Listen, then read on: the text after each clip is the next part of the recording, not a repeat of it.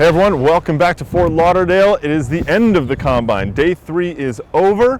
Greg Lawless, Matt Doyle here from MLSsoccer.com, and the big news buzzing around the complex today was, of course, that Chivas USA came out publicly and said they're going to select Carlos Alvarez with that number 2 pick in the draft. Now that changed sort of everybody's perspective a little bit. What are your thoughts about it all? Well, first of all, I have to redo my mock draft because I had them taking Mikey Lopez. Alvarez is a really good player. First of all, true gentleman of UConn. That counts for a lot.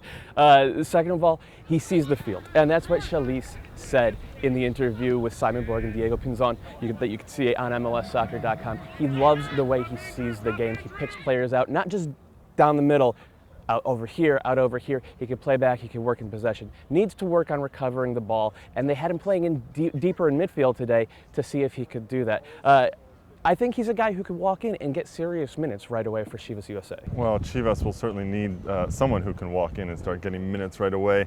Obviously, a big part of this is his Mexican heritage, and that's something that Chivas talked about. Interestingly, Alvarez is not a Generation Adidas player, so he will count against the salary budget, unlike Mikey Lopez, who was is a GA and would not have counted. So the other question is Chelis fooling everyone? Is this all a big ruse? Oh, at this point, I don't think it can be. I mean, he's committed in a very serious way to this kid. Mikey Lopez, by the way, scored a goal in the second game, played very, very well, box-to-box central midfield.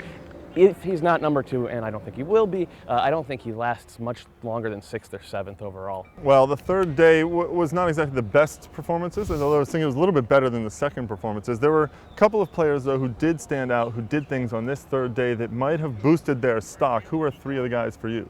Left winger Blake Smith from New Mexico, who had been largely absent the first 2 days. He finally got to play with Greg Cochran and Louisville behind him, and the two were able to combine, use their speed and savvy, really. Blake Smith is just a savvy player. He has all the physical tools as well. Got onto a through ball from Will Bates, who was my number 2 player on this list, and finished a nice goal. As for Bates, he is a classic number 9, had been used out wide in the first 2 days. This time he got to play central, and he got to bang bodies with the defenders, and he made a really great play on the ball to Smith, peeling off the back line, dragging the defenders with him, then turning around and firing through. And then the third one is a player you and I both agree on, Ashton Bennett. Yeah, I think Bennett actually had a very good day today. I think he's had a very good combine. He didn't actually score too many goals. He got into great positions, though, and on a day like today, or in a combine like this, where you don't really know the other players, you're making runs off the ball, are people going to get that pass to you? He got into some very good positions, even though he didn't finish. I thought today he was very good as well. Did get on the score sheet today. Yeah, second goal in 3 games. He said he was disappointed in his finishing because he could have had 5 or 6, and I think that says something about his mindset. By the way, Ashton Bennett, Canadian residency, he said he's 18 months from Canadian citizenship.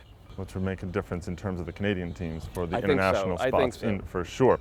Well, that's it here from Fort Lauderdale for 2013. The MLS Combine is done. We're all heading up to Indianapolis. I hear there's a storm somewhere out there. Let's hope it doesn't delay people too much. But the Combine is done. The SuperDraft, Thursday, 12 noon Eastern Time. It's streamed on MLSsoccer.com, ESPN3.com, ESPNFC.com, and on YouTube. The stream will actually get going sometime around 11:45 a.m. Eastern Time. Be sure to join us for that. We're going to have all of the coverage of the Super Draft from Indianapolis. Live chat with me. And a live chat with the MLS analyst. We'll talk to you from Indianapolis.